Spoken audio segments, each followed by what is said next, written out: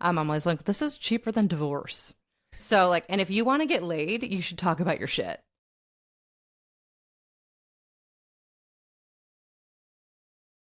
Who's the bigger problem, men or women? Men. We are? Yeah. Oh, I really thought it was going to be you guys. And okay, so can I give more? Yeah. It's like, how is this like yeah.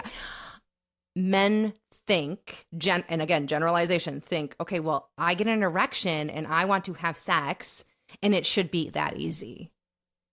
And that's the problem. It's not that easy. We are very binary in the sense that, like, it's either yes or no. It's one or two. And we don't have more complicated emotions in that regard. Right. And we're like, well, maybe. Will you rub my back? Can I see? Like, there generally has to be like this warm up of like, and then if I'm warmed up, I might have curiosity about it. But you can't, it's not a light switch for us. So men are the trouble because they're like, oh, but I turned on the light. And we're like, did you fold the laundry? Okay, so kind of compartmentalizing that. When men are generalizing. Yes. When men are the problem, what's their problem? When women are the problem, what's usually their problem? When men are the problem, they don't talk about it. Right? If anyone walks away from this, is you have to talk about it.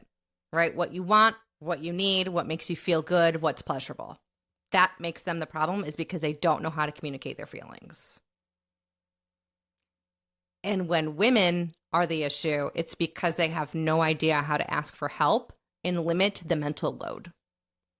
Best piece of advice to a man, best piece of advice to a woman.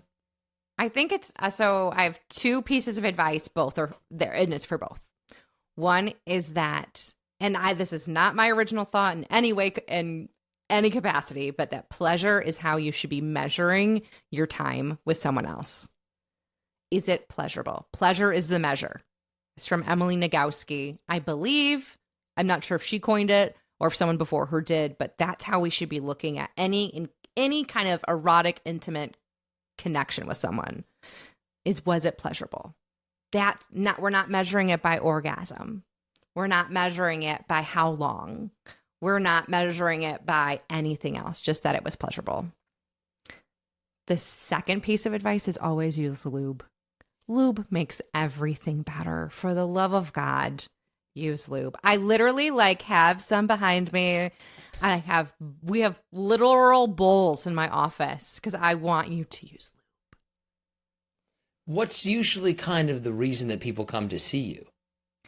Yeah, so I have a caseload about, 40% are couples, and then the rest are individuals that are struggling with sexual pain, no desire, understanding relationship after kids, or like with smaller children, or their kids are leaving and they're like, what the fuck do we do now?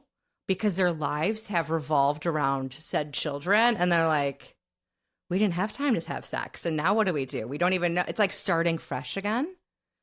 And then I have a few clients that are struggling with orgasmic issues, erectile dysfunction issues.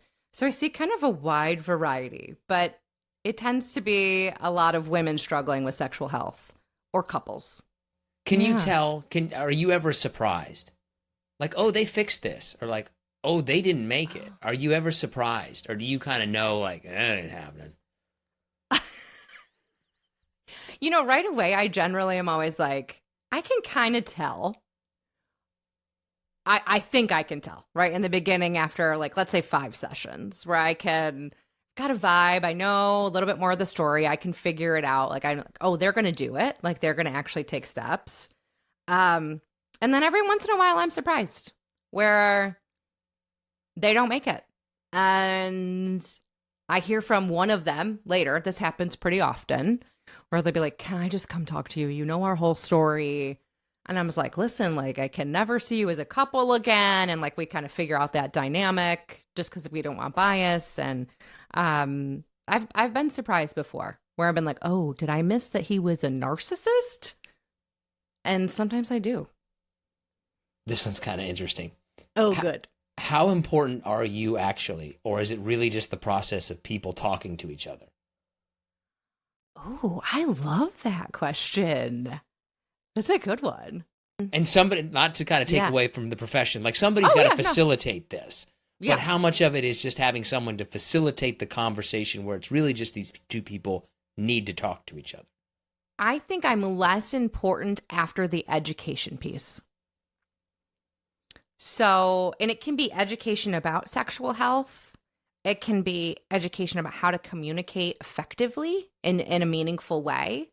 And once we establish those tools and they really get it, then I'm less important. Then it's them just kind of talking through what's happening. And then I'll be like, wait a second. Like, I'm more of a referee. Not because they're fighting. I'm just like, wait a second, pause. Let's try it again. And I can get them generally to hear each other, whereas at home, you're probably not going to have that experience.